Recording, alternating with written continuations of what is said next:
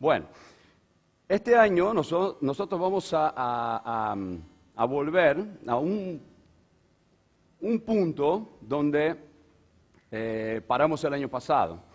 La fórmula de la ganancia o del lucro. ¿Se acuerdan? La fórmula tradicional utilizada en las empresas, y nosotros lo decíamos el año pasado, la fórmula tradicional del lucro, que era los ingresos menos los egresos, ¿no? Y la gran mayoría de los empresarios, la gran mayoría de los gestores siguen utilizando esta fórmula. Y el año pasado, en la charla nuestra, nosotros propusimos a ustedes empezar a pensar en una fórmula un poco distinta. Y la fórmula distinta era CC más CF. ¿Alguien se acuerda qué quiere decir CC más CF? Cliente contento y colaboradores fidelizados, o colaboradores comprometidos más clientes fidelizados. O sea, el orden no importa, la idea es siempre la misma. Si nosotros queremos resultados en las empresas, parece que en este mundo actual dos cosas son esenciales: lo que pasa con los colaboradores y lo que pasa con los clientes. El año pasado nosotros enfocamos mucho en los colaboradores, en las relaciones adentro de la empresa, en las relaciones entre líderes y sus liderados, entre los empleados y sus gestores, y hablamos bastante de todos los temas más modernos en esta relación. Para este año, la idea es trabajar un poco más sobre la segunda parte de la ecuación, que es el cliente. Y el cliente, en muchas charlas, en muchos seminarios, nosotros vemos que ha sido abordado del punto de vista de la retención. ¿Es así o no? Hay mucha gente hablando de retención, mucha gente, especialmente en los gimnasios, ¿no? Donde nosotros sabemos que la gran mayoría de los clientes no se quedan más de un año, la gran mayoría sale antes de cumplir antes de hacer su primer cumpleaños en un gimnasio. Entonces se habla mucho en todo el mundo de la retención.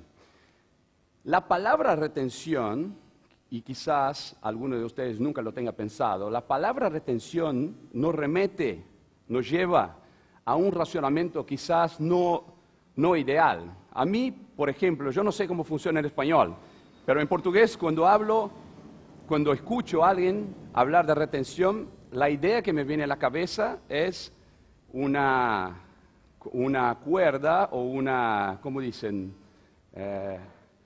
Lo de acero. Una cadena de acero trancada a una cadera o a un pilar, como si estuviera preso. Retención me da esta idea en la cabeza. Y por eso, con nuestra gente, con nuestro team, nosotros intentamos siempre no hablar en retención, que es el hecho de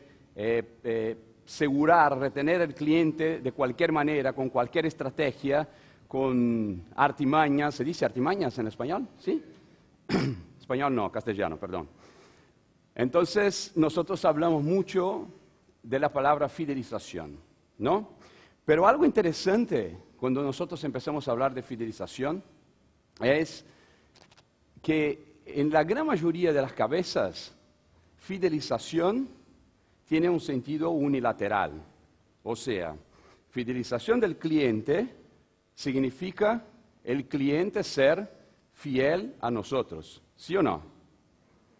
Pero para pensar un poco, el cliente fiel a nosotros tiene un presupuesto, algo viene antes de eso. ¿Qué es necesario si nosotros, por ejemplo, en una relación matrimonial o de novios, qué es necesario para que uno tenga la expectativa que el otro sea fiel? ¿Qué es necesario? ¿Qué viene antes? ¿Qué es el punto de partida? ¿Cómo te llamas? Betty. Si yo quiero que seas fiel a mí, antes que eso, ¿qué es necesario? Exactamente. Exactamente. ¿Cómo te llamas? Lorena. Lorena es una experta en relaciones matrimoniales, ya me doy cuenta. Si yo quiero que el otro lado sea fiel a mí, en primer lugar, yo tengo que ser fiel al otro lado. Entonces, la pregunta que yo hago a muchos gestores de sus negocios, vos querés fidelización, querés los clientes que sigan comprando y que sigan quedando en sus gimnasios y que sigan comprando en sus empresas. ¿Querés que sean fieles?